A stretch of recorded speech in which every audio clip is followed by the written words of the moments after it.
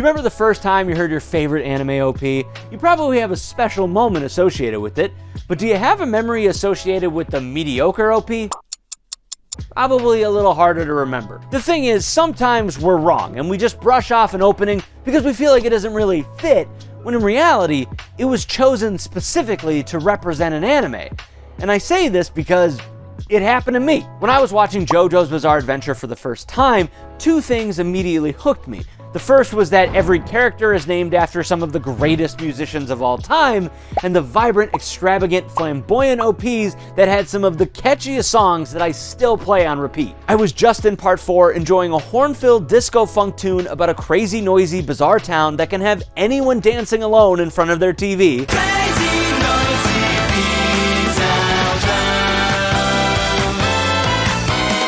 Wait, you guys didn't do that? But it suddenly changes OPs and we get a gray and grim punk rock song called Chase. It seems to come out of nowhere and doesn't fit with the other OPs we've gotten in the past, and even the ones we get in the future. So I was pretty upset at Chase because I am a fat moron.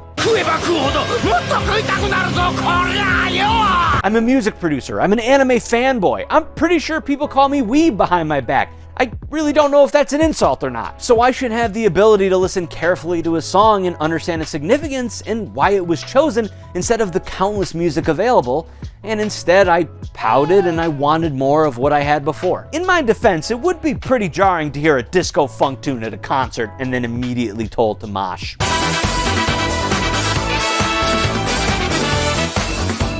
But still, my point is, by not listening to Chase, I was missing a lot. Clues to the next episodes, a tonal shift for the part, and an interesting thought about our main character, Josuke. Chase marks the shift in JoJo's Part 4. It tells the viewer that you're no longer in just a crazy, noisy, bizarre town. There is a real horror living among it. The fun, bright colors and the silly characters are done. The party is over. Chase is telling you that it is time for violence, blood, and death. Most of the beginning of Part 4 is meeting the odd characters of Morio.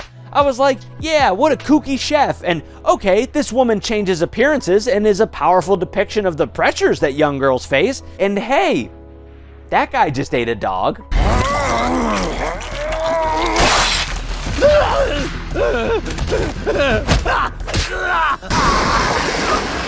We seriously don't talk about how out of pocket that scene is. That is episode 2. Do you understand me? That's episode 2. But Chase doesn't just foreshadow what's to come in part 4, it seems to encapsulate Josuke. What's going on in Josuke's life at this moment? He's a new freshman at high school. He's literally getting bullied by seniors the first time we see him. People make fun of his haircut. He's making new friends. He comes from a single parent household. His grandfather is murdered. His friend is murdered. He meets his father who abandoned his family. He meets his nephew that can stop time. That's a lot for a high school freshman to take in.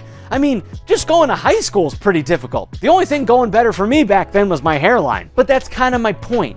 Chase is a rockin' tune. It's fast-paced, guitar-heavy, loud, a bit sporadic sounding. The vocals are angry and raw. It's pop-punk, even a little emo. These are rebellious, angry, and emotional types of music. This is the type of music you listen to in your teenage years as your world begins to change. It speaks to you, it makes you feel not alone, and though you probably can't relate to everything Josuke is going through, like fighting a David Bowie-esque serial killer with an exploding cat man with your friends and family, you can still empathize with them. Even the visuals of Chase match this. It begins with this gray and drab palette with Josuke's anchor and heart, but covered in hermit purple's thorns. This imagery happens a lot throughout the OP, and it is representing Josuke dealing with his father re-entering his life. Kira's nail trimmer just happens to cut where Shigechi's head is placed. A rat crawls across the screen. Killer Queen's symbol is a speck in Echo's eyes. This imagery is sad and depressing, but angry and unruly. This entire opening is inside the mind of a teenager going through a transformative period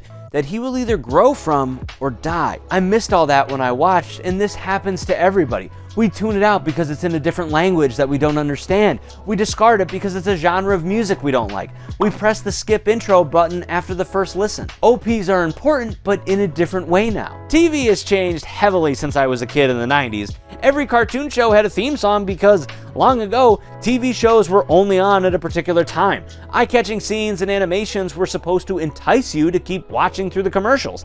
They had catchy songs that were essentially a commercial to stay tuned to the show. And bonus points for the show if that song could get stuck in your head, as you're likely to remember it to watch next week. Nowadays, it's a relic of the past, but anime is still keeping it alive by teasing viewers of what's to come. But we need to actually watch and listen to it. If you don't enjoy an OP due to your musical preferences, that's totally fair. If you don't think an OP is the best, I get it. Bloody Stream exists. But OPs are important in setting the tone for the series and our main character. The visuals and music should both work to tell a story that really encapsulates the mood. Chase does that for JoJo's Part 4, so though it may sound more generic or not be as flashy, it does its job very well, and it fits really well into my anime running playlist.